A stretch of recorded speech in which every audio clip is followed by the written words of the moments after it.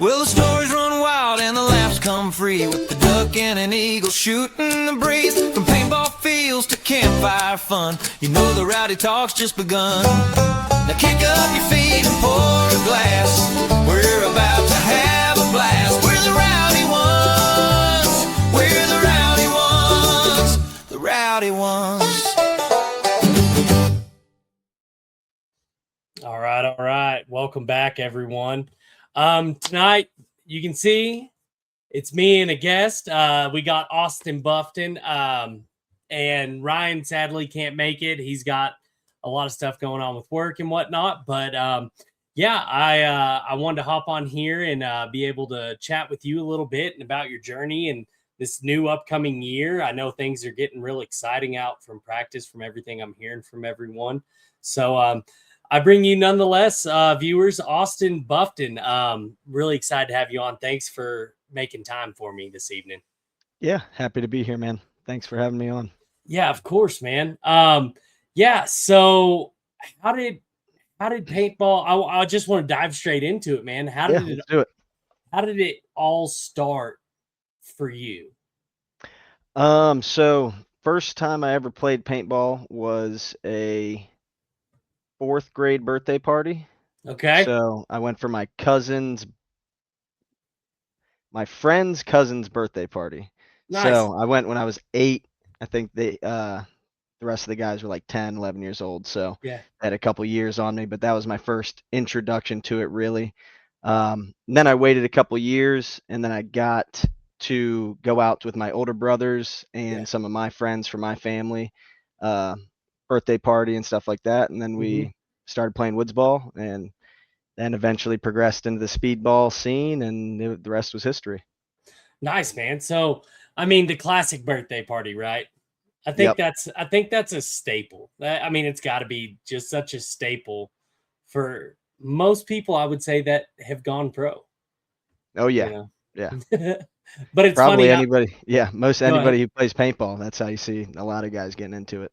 Oh, dude, I know it's crazy to think about, right? Like at such a young age where everyone's so adventurous, right? And like it's interesting, like as adults, if you break it down and kind of talk to people, you're like, hey, come try paintball, come out and play with me. They're like, oh no. They're like, absolutely not. It hurts. And I'm like, not really, maybe for a second, and then you're good. And then as kids, you're like, it doesn't matter. And so exactly. We need a little more when we break into like adulthood. We need a little more of that adventure and fearlessness. Oh yeah, it keeps you young, you know. Dude, for sure, 100%. Well, so that's awesome. So how long have you been playing paintball for? So let's see. So I'm 27 now, getting ready to turn 28 this year. So I've been playing since I was 11.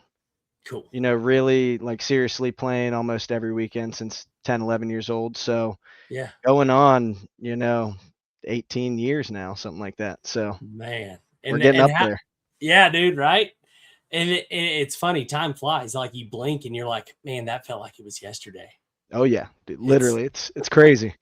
Yeah. My dad told me, he goes, the older you get, dude, the older you get, the faster the days go by. And I was like, and it's like, man, I'm 35 and I'm just like, I blink and it's like, it was just January. I was like, where is it going?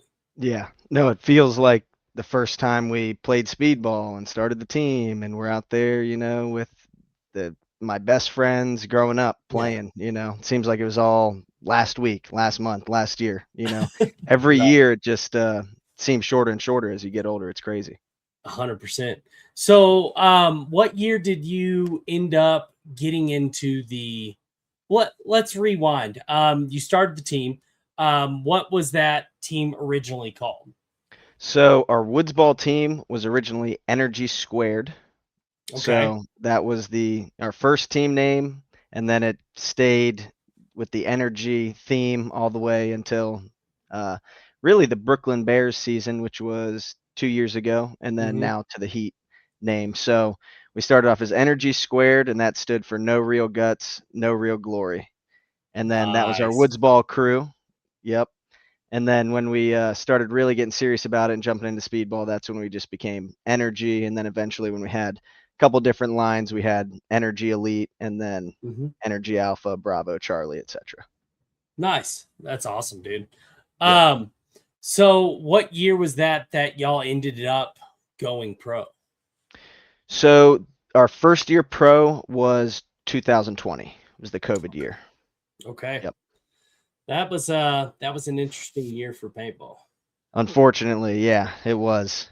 Yep. But I felt like, it kind of got more people outdoors. I mean, as far as like competing wise, it was weird, but I feel like a lot more people, once they fields open their doors back up and everything, I felt like it was a little like it was a little boost. You saw this whole new wave of players come in, and like it was good, right? Like Oh yeah. because it gave people an outlet. So Yeah, and I think again, some people got that COVID money, and they didn't know what to spend it on. Every state was different on the restrictions and stuff. So yeah, I know we had to personally do some driving, do some traveling to have some real competitive, 5-on-5, real tournament style play. But yeah, a lot of new faces popped out after COVID, so it yeah. was really cool to see. Dude, yeah, for sure. And it was so funny. I don't know if I've really ever talked about this, but COVID, when it happened for me with my job, we're all like, we gonna lose our jobs. And then they Yep. gave us the COVID money, right?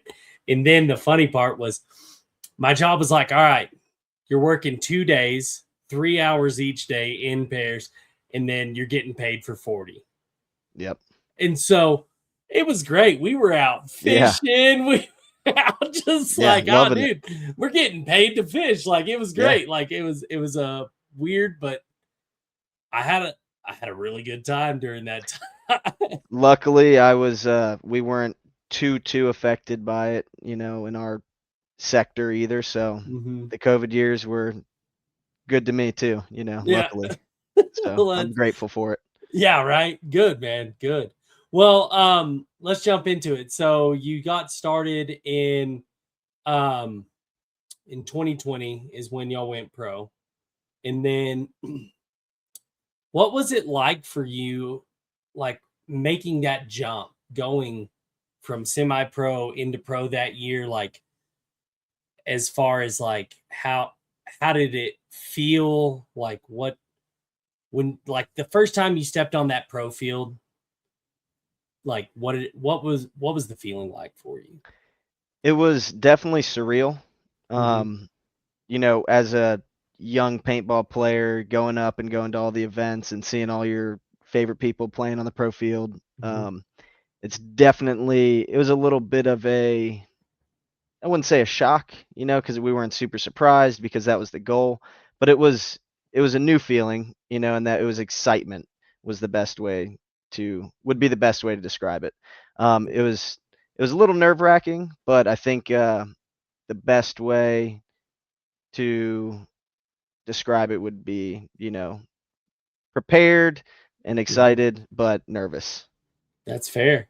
That's fair. Um, was there, like, after that first match, after y'all got done playing your first match, did your feelings, because I've talked to some people and some people are like, just the shock of the difference of playing professionally versus being semi-pro. Some people have been like, good Lord, Yep. it's chaos, right? Like there's a Oh lot yeah. of controlled chaos going on. Did you ever have that moment, or did it like fuel you even more so? So definitely a little bit of both. We were lucky enough to do decently well in our first match. I want to say we played the ML Kings and we ended up Nice. winning the first match. So we had a little bit of confidence for Mhm. coming off the first win in the first match, but after that second match, that was the real wake up call. So um it was close, but also I Mhm. believe we played damage, and that was just a real wake up call as to Yeah. what pro really was. Hmm. Yeah, for sure. And yeah, it's funny like that, right? Like you get that like, all right, like we got this, and then you show up, and then you're like, woo, man, this is a different. And it's funny, there's like different level of pro, Oh yeah. and that's the crazy thing about pro is there's like such a big like difference from at the bottom or at the top, right? Like there's different levels to it. Yeah, the pace was definitely the biggest change. Mm. The pace of the game. And I'm Mhm. not saying every pace is the same in every pro match you play, because it's definitely not. All the teams play a little bit different. But Mhm. how the other teams were controlling the pace was definitely noticeable. They were way more in control of how they wanted to play the field. Yeah, and that's I think that comes with experience when you start controlling that pace, and you're like, this is how, because you start to look at other teams in the study, like you're studying everything, and you're like, we can play this way, and it's going to be more beneficial. And then this team, we got to bring it on full speed. So that's it really comes with the time of growth at that level, I think. Yep, for sure. It shows. Yeah, for sure. So as far as this last year, kind of like when the season ended, had to have been a bittersweet, but hopefully it's just it's kind of a new chapter, right? Like Oh yeah. it's a Yeah. new chapter and a new start. So kind of what what were your feelings whenever y'all ended up kind of doing a merge into So with Heat? yeah, so there was a lot of mostly bitter at the end of the season before we really knew what was going on. Obviously, Yeah. nobody likes to lose. Well, nobody that I know at least. So, No. coming off of a really disappointing season, obviously the most disappointing season I've ever had personally and the team Mhm. has ever experienced, obviously. It was a lot to bounce back from, so we didn't me and my pops, when I say we, we're the tag team, we're the duo. Yeah. So we were just trying to figure out what this season held in store for us and kind Mhm. of weighed some options. And, then all of the sudden, my pops gets a call from Randy and everything starts working itself out. So Yeah. once I heard that, I was also super nervous, Mhm. because um, a lot of the behind the scenes stuff, especially with players, teams, all the stuff that players don't want to deal with. Mhm. It's just a lot. So you never really know how it's going to shake out and Yeah. until you really meet everybody, start playing and see how the program goes. Mhm. So I think we were both super nervous, but excited again, Yeah. because obviously if it was another team that didn't have the history of Houston Heat, it'd be a lot more variables involved. Mhm. But I think that gave us a lot of confidence in the Mhm. move and the merge. So I was super excited. My dad's been super excited. And ever since the first practice, it's just been nonstop good feeling, good vibes. Yeah. Yeah, and that's, I can only imagine, it was so I've been with Heat. I kind of went through the same emotional roller coaster. I've been with Heat for 4 years, I think, going fifth season now. Anyways, working in the pits and just being part of that organization. And I missed World Cup, and I had just had a surgery on my nose and had like a septoplasty and stuff, so couldn't fly because of the pressure and Oh, everything. And wow. and so I was like, I told everyone, I was like, hey, sorry guys, I was like, I'm not going to be able to make it there, but I'll see you at practice or whatever. And then you know called Ryan. I was like, hey man, how you doing? And then he told me, and I was like, it's like, dang. I was like, it's like, what are we gonna do? Yeah, Like, exactly. like it's just, and so it's a weird unknown that kind of this. And I can only imagine being someone who plays, and then has that emotions, because it's got to be amplified, 100 times plus more, Definitely. So, and then, it was really cool after the merge happened, and then Ryan and Ronnie and Andy, they all went out and played at the first practice and talked to everyone. I'm like, hey, how'd it go? I was like, how's everybody? And everyone just was really energized. It was this youthful energy, this joy and happiness. And so it was like, cool. You're like, it's good. Like, Yeah, it's that's right. what you want. Yeah. And it's like, that's it. And, the guys had nothing but great things to say and was just super excited. And so, yeah, I'm really excited for y'all this season. And, we're, by the time this releases, we'll release it next week.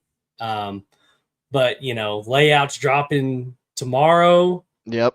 And it's like, man, it's here. It's like, the time is here, and it's so exciting. And it's like, I'm really excited. I'm going to get to see y'all and shake hands and meet everybody and in Tampa. But what are do you have any goals for this year? I mean, it's here, man. I mean, so it's like, do you have any exciting goals for yourself, for the team? Like what's your thoughts?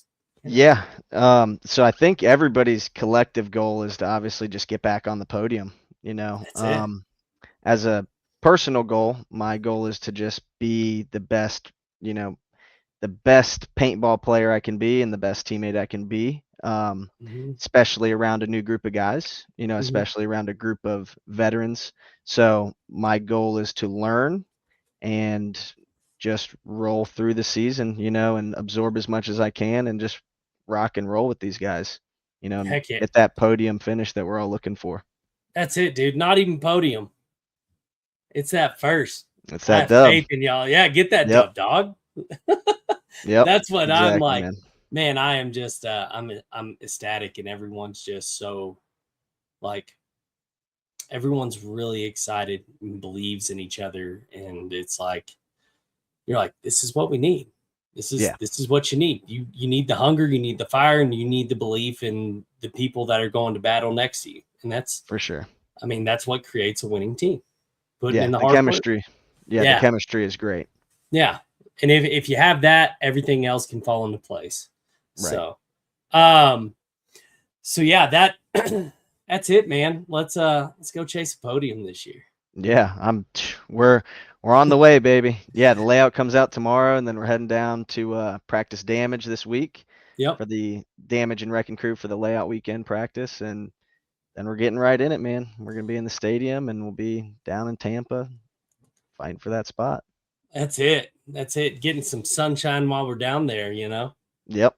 Man, how's the weather been out there for y'all? I know y'all went through a horrible spell. It has been fantastic the last week and a half. Man, I just went out, did all my work today, and got a nice little cruise in around the lake, and It is 75 degrees and beautiful, sunny. Over the weekend when we played at Fox Paintball here in Virginia Beach, beautiful 75-degree days both days. It was awesome. Dude, that's sick. Yeah, couldn't ask for better weather. No, that's perfect weather. So yeah, I always talk to Ryan. I almost talk to him every day, some form or fashion. And it was really cool. I was like, hey, how's Austin? How's Chewy? And how, I'm just talking to him and being like, hey, how are these guys? And, the biggest thing he was really excited about with you, he's like, the dude communicates really well. And he's like, he stays alive. And I'm like, oh, that's your two biggest things to success, And then it's funny because I'll go out and fly out a lot, at least 4 or 5 times a year to go play with Ronnie and all the guys from Blast Camp and all that. And it's funny when I get back and I start playing at my local field down in Denver, these guys, and I'll play with like a D4, D5, D3, like line, whatever, whoever needs a pickup.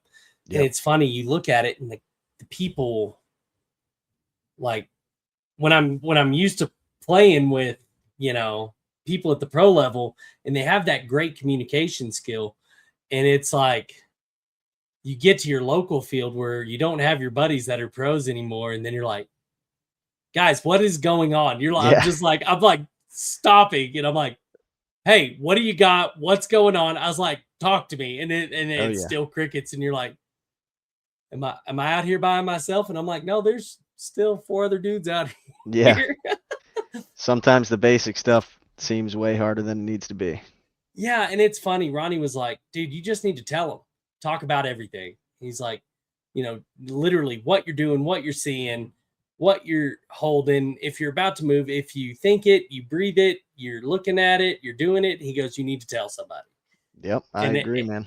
and so how did those skills, and I think staying alive and communication are 2 of the biggest things, especially on a pro field. How did you come to kind of, like, would you say those things are your niches, or?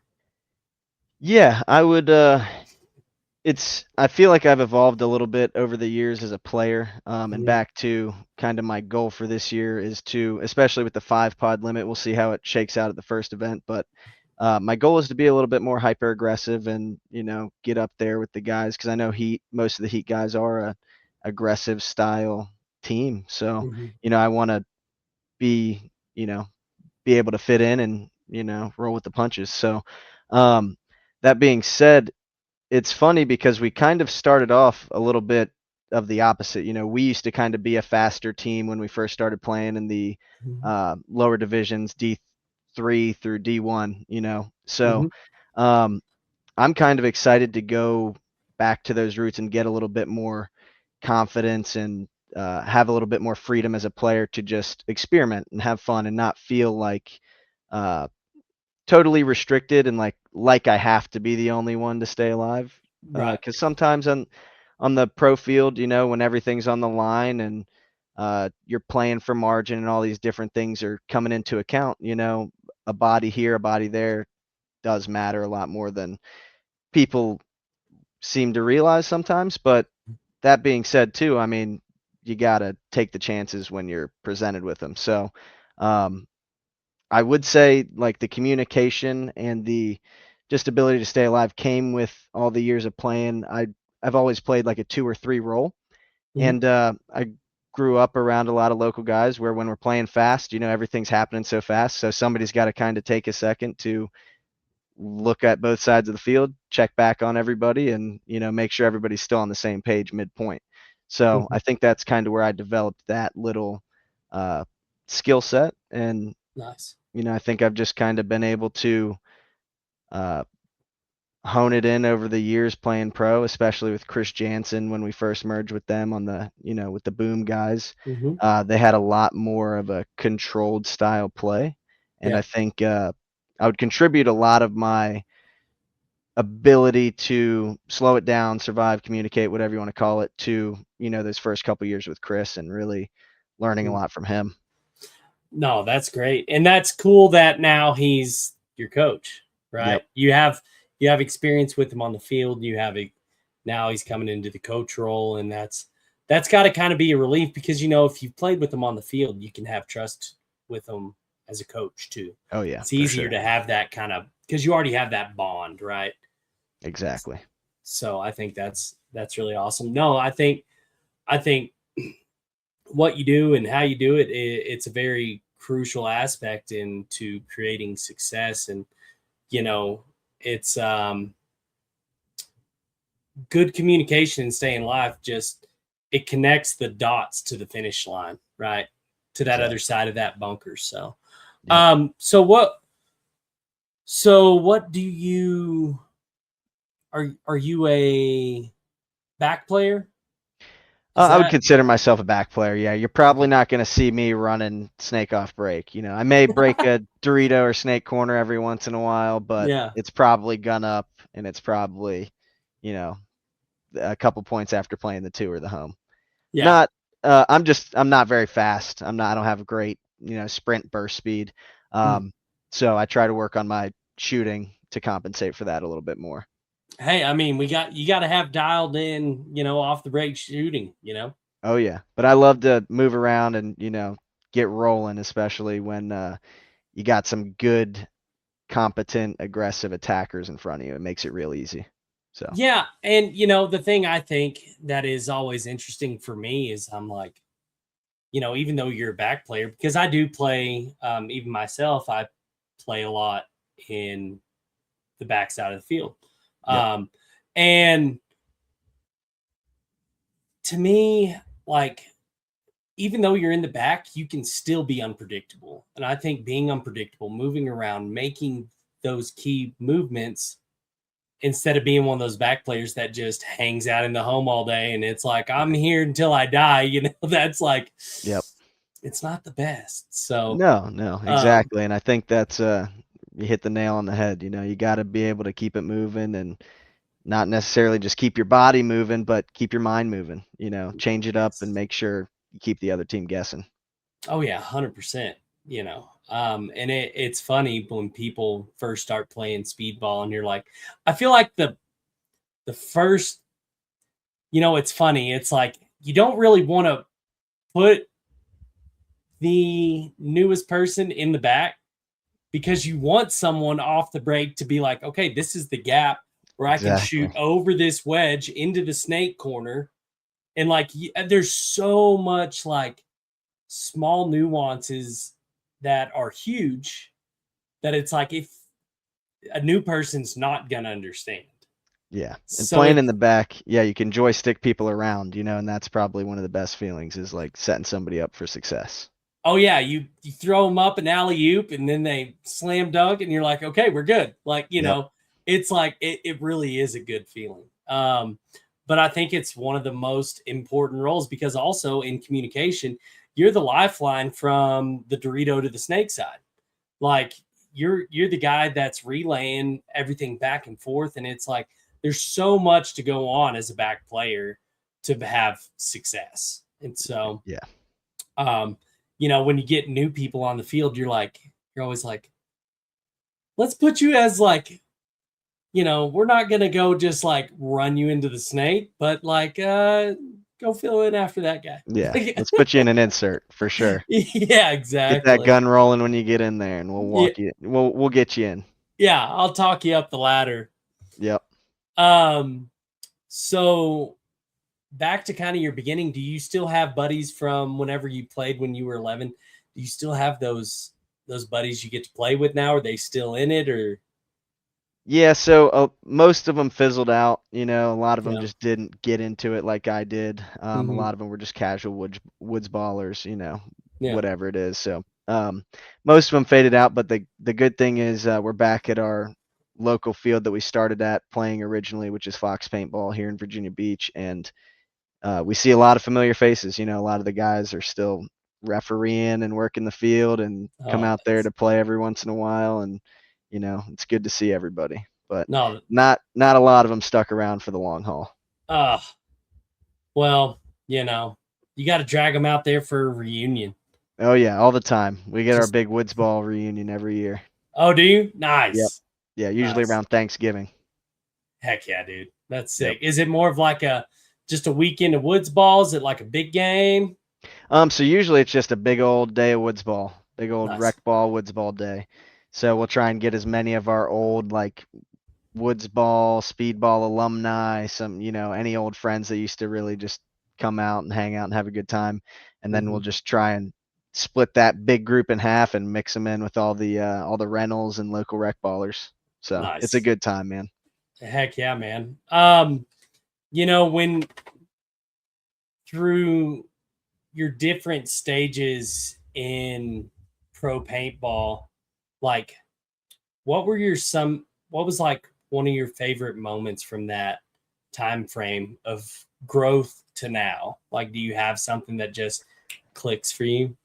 Um, I don't know. That's a hard one. I would say just meeting all the different teammates throughout the years and really teammates and coaches, because we've had a few. Mhm. No real standout like personal, super happy moments where I feel like I'm, super accomplished because I feel like I haven't made it to that point yet. I'm Mhm. still searching and hungry and trying to get to that point, which is hopefully, a pro win or a pro podium to say the least. So, um, other than just meeting people and really enjoying like the 10 mans and just trying as I get older, trying to take in the value I've gotten from paintball, which is just the brotherhood of meeting everybody, Mhm. all the new friends every year, and having fun with them. So Yeah. Yeah, that's completely fair, right? Like you're still in the journey, you're still in the hunt. So, is there like is there a favorite place a tournament was held, or do you have something that just like was just one of those places where you're like, oh, this is sick? yeah, I would say shoot, just being at the Buccaneers Stadium last year, even though we're on the outside, that was probably one of the like most level and pretty nice grass fields we played on in a while. Mhm. So being back, being able going from Brooklyn Energy to Brooklyn Bears back to Energy last year, and then pulling up at the stadium for the first event and being able to walk out with, some of my old friends and some new friends, new teammates, all that good stuff. Mhm. It was just a good experience overall. I mean, obviously we didn't do as great as we wanted to, but um, the event itself was very nice. The venue is very nice. So I'm happy we're returning this year. I hope it's as nice as it was last year. But yeah, that was a good time for sure. Heck yeah. Just be ready. I'm going to tell you, Moorhead loves to throw the frisbee beforehand. Okay, So cool. he and it's like it's kind of like a tradition. Just get Okay. everyone together, like just chucking this frisbee and just kind of like bonding, and you're running and you're stretching out your muscles, and you're just kind of it's a cool thing to get to watch. Yeah, I like that. um yeah, last year we were at the Buccaneer Stadium, and I was filming, trying to get some content, for the page, and I forgot who threw it. I still have the video somewhere, I think. But I mean, darn near took my head off because I was looking at the camera and not up, and that thing just almost Throwing schwacked heaters. me. Oh yeah, dude. Oh yeah, it ain't no child's frisbee out there. Yeah. Yeah, that's funny. That's good. I'm glad they're warming up somewhere, half a lot of our older guys, they're not big into stretching and warming up. So, we got like our little sectors in our team now where it's like the warm up guys, the non warm up guys. So, I'm hoping we can get everybody, rolling together before we play so that way we come out hot. Oh yeah, and it's always like, yeah. So Moorhead's deal, when he throws the frisbee around, it's really fun, um, and there's a lot of laughs, and it's just like a moment where everything just calms down. You're out there with your boys, and you're not even thinking about anything else but the moment that you're in, and it's a really cool thing he does, and I think it really just I think it just kind of it's one of those moments where you don't think about it, but it kind of brings everyone in Oh yeah. at the Yeah. same time frame, The camaraderie, man, the brotherhood, I think is one of the most important things in any team sport, but especially paintball. And it's 100%. not just about that physical warm up. It's just about mentally making sure everybody's on the same page. Whether you go stretch or not, I don't care. It's just about making sure everybody is there, Yeah, mentally there. So a I hundred, think that's cool. 100%. Yeah, no, it's awesome. Is there, speaking of traditions or anything, is there like any traditions that you have that you do before a game, before you go out, just something you've always done? Yeah, so I always do like the usual stretch, take a couple laps, whatever, but I don't go crazy hard. I don't like hit the gym at 5 a.m. every morning before, Mm-hmm. at an event, nothing like that. But I always try to do 25 push-ups every time I'm at an event or at a big practice. It's just something we've always had in our program. It originally came from the veteran suicide awareness program, the Mhm. 22 push-ups a day. Yep. So with our old coach Troy Geiger, that's always been huge for us in our program, and Nice. I'm just trying to keep it rolling. Yeah, no, it's you know, I was talking to your dad and he was telling me about it. And it was the first time I actually got to speak to your dad, and he was telling me about all this and that, and we were just talking. And I think that's really cool, right? Yeah, Especially like if you make it a team atmosphere. That's the thing, is like this game is not a me kind of game. This game is us and we. right. And so it's Exactly. like, I think all those little things, when you bring people in, you do these things together, it just builds you as a team. And it may be something small, but I think it's really important. But Yeah, it definitely helps me. It just gives me a good reminder of why I'm there, and yeah. you got all this other stuff going on in real life. Everybody's out there doing what they need to do every day, but at that moment when you're about to go on, you're about to get in the pit, and you're about to get ready with your boys, you got to lock in, and Mhm. mentally be there. Remember why you did it. Remember all the sacrifices, not just you, but your family, friends, people you don't even know are making every day just so you can, get out there and play paintball. So 100%. 100%. Do you are you a music kind of guy? Do you listen to music before you go on the field, or are you kind of I more am, just like there? I don't like throw my headphones on usually, don't pop in any earphones, nothing like that, but I am a huge music head. So Yeah. I'll get hyped up sometimes in the morning just by turning some music on while I'm getting ready and in the Hmm. house and going to make breakfast or, getting dressed, whatever it is, before we go play, at the event. But Hmm. almost every day I'm listening to something, whether it's in the background, whether it's while working out, working, Yeah. whatever. So I'm constantly listening to music. Same, music or podcasts, Yep. that's it for me. But Yep. but yeah, so man, um what what are your feelings like? We're finally back in a stadium, like playing under the lights, like we're doing something that is really really setting a tone, I think, for our future upcoming years in paintball. Like what are your thoughts like Yeah. about it? I'm excited. I think it's a very positive thing. Hopefully, again, I don't know all the behind the scenes stuff, but hopefully all I can ask for is that the events run as smooth as a lot of them were last year, because I feel like the past couple years the NXL has been doing a good job of kind of taking feedback and preparing a little bit better for the Mhm. events. So um, I think it's a step in the positive direction. I think it's going to be good to get hopefully some more eyes and some viewership on paintball, Mhm. especially in a different environment. Being in a stadium under lights, playing at a different time. It's a lot like I didn't grow up playing back on the beach and in Vegas and at Mhm. like cool venues. I've only been playing tournament paintball since 2016. Yeah. So um, I'm excited. I think a lot of the older veterans are excited, and I just I got high hopes. Yeah, it's funny you brought up the beach. Huntington Beach, that was like everybody's, like everyone talks about Huntington Beach. And it's Yep. like it's such a crazy thing.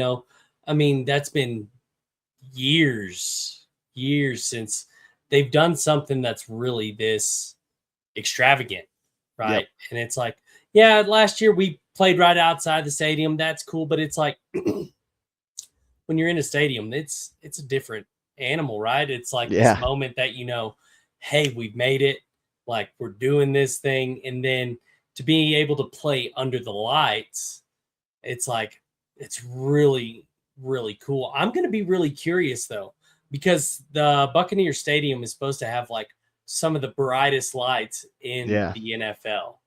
So Yeah. I'm like, I've heard. so I'm gonna be curious as to like how that is for y'all on the field to be able to repaint, and then like are you going to see? And what I'm curious about the most is going to be like lens choice. Oh yeah, yeah. I don't know. Because it's like yellow is going to amplify, clear you're going to take on the complete light, like, and then it's like, do you go like with a light smoke? Like it's going to be interesting. Yeah, it's gonna be a different monster for sure. Yeah, and then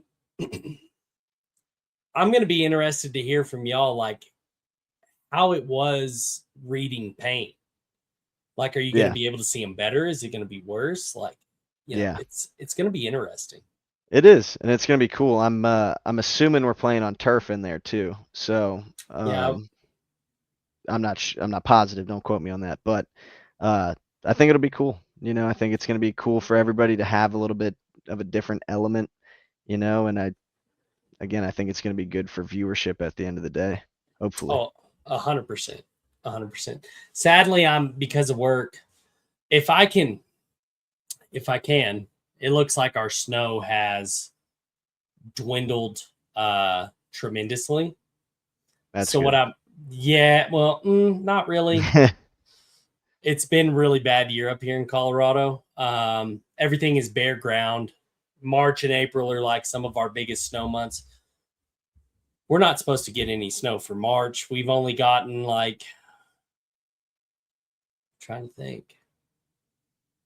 I think we've only gotten about 100 inches of snow, which is nothing. Yeah, normally we're like 457 inches on average. Jeez. Yeah, it's been a dry year, so it's like this forest around us might just one big fire. But with the no snow, I might try and talk to my boss like the week of, like on Monday, chat with him and say, hey, do you mind? Can I fly out earlier if it's not just absolutely ungodly to fly out earlier and change flight. But get out there for the night. I don't know, or who knows, maybe I can get out there for the full day since there's no snow. So anyways, I'll be cool. it'd be good. But if nothing else, I'll be there. I fly in, my schedule time is like, I land like at 1:05 a.m. on Friday. Okay. So, gotcha. Yeah. So anyways, super excited for that. How are you liking? I see your new Lux Air back there. How you like it? Baby. Yeah. With the shout out Aaron Tholey and Vintage Paintball Park. No, this thing is great, dude. She's ripping. She is ripping. Nothing but good things. I'm jealous. I was such a knucklehead. So I went out into January. I played the big game with Ronnie. We at the Battle of Hoth at Blast Camp. It was like 4 to 6 inches of snow. Yeah. It was awesome. I'm not gonna lie. It was a ton of fun. Yeah. But then the funny part was like Ronnie had his new air out there. And I was like, I didn't even rip it. I'm like, what was I thinking? I was like, I'm an idiot. But oh dude, big time Space Cadet move. But no, they look super sweet. Yeah, they shoot really good.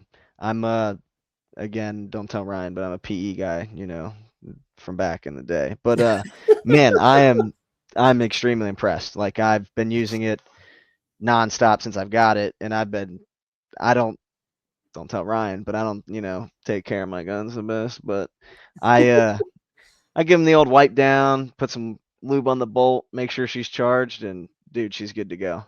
Like I've been putting her through the mud. Our first weekend was like 24 degrees was like the high. So I mean, dude, if they work in that, I can't see any problems coming up. So I'm super stoked. I like how what I really like about it is like how they moved the trigger forward this year too. Yeah. So I really like that. It just looks good. Just the shape of the trigger too. I love it. Is it more of a scythe? Yeah, so it reminds me of like the original like CS2 trigger and like GSL trigger and stuff like that. So I think it's a really smooth pull too. Yeah. So I'm a big fan of that. It even sounds a little different. It Like, does. The shot on it is nothing like a TM40. I didn't shoot the idle, but mhm, man, yeah, it shoots very, very smooth for sure. nice. It what's funny is like, so I just had I have an idol, and I'm still waiting on something to get fixed on my 2K5 alias Timmy. Yeah. I bought it, sent it out to get anode. There was a little mess up with the ram sleeve. So it was interesting. It was like just enough of the ram sleeve off. It was leaking air. And so I haven't gotten it yet because I'm waiting on it to get fixed. But I ordered, because I love like either a katana trigger or a scythe. Yeah. I ordered a Techna original scythe trigger for it, and I'm like, "Ooh, she's gonna eat. Yeah, dude. She's gonna That's gonna eat." be sick. What did you Yeah. get anode on there? It's so it's this, dude. It's crazy. I did a chromatic blue, and it is like a straight blue mirror on it. It's on our That's sick. it's on the Rowdy Ones page, I'll have to and check it out. oh yeah, you'll look at that thing and you're gonna be like, dude, this is nasty. And what's cool is like the ram sleeve. I ended up doing it was still the main base for the ram sleeve was that chromatic blue, and then I had it overlaid with like a green marble, Oh, sick. and so Yeah. it just has this little touch of like pop on the ram sleeve. Love But it, dude. the rest of it is just this chromatic. It's like a teal, like an aqua teal Oh, sick. almost. And what's crazy is whenever you turn it, it goes like it has deep blues, it has a deep purple Yeah, in that's it. awesome. And then what's funny in the video, you'll notice whenever it starts to rotate around, when he was videoing it, he has this massive light ring that's 5-6 feet away from him. Yeah. And it is so much of a mirror. You can see the light ring in That's the sick. gun when it turns. And I was That's like, awesome. I'm like, dude. And it's funny, like, who was it? I think Danny Lincoln. I sent it to him and I was like, dude, check this out. Danny was like, dude, you gonna put that on your wall? I was like, no, I'm gonna beat this thing into the You're like, ground. yeah, I'm dude. ripping this thing, dude. Yeah, you got to show that off. Oh, dude, for sure. I'm like, I am going to wear this thing out. I got a Flory board in it. It's supercharged front block. It's supercharged HPR and LPR.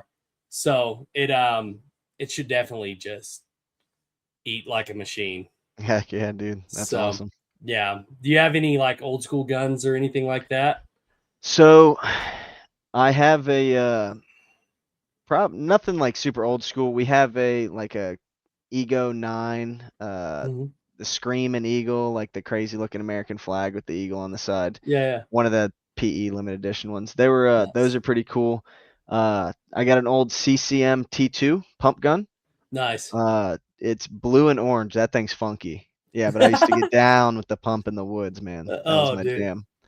But nothing too crazy, nothing too old school, but I do have a really cool like teal cherry blossom Oni piece I got from Ryan Hall. It's a CS2 Pro. Nice. Everybody's probably seen it before, but it's pretty sick. Money. It's slick.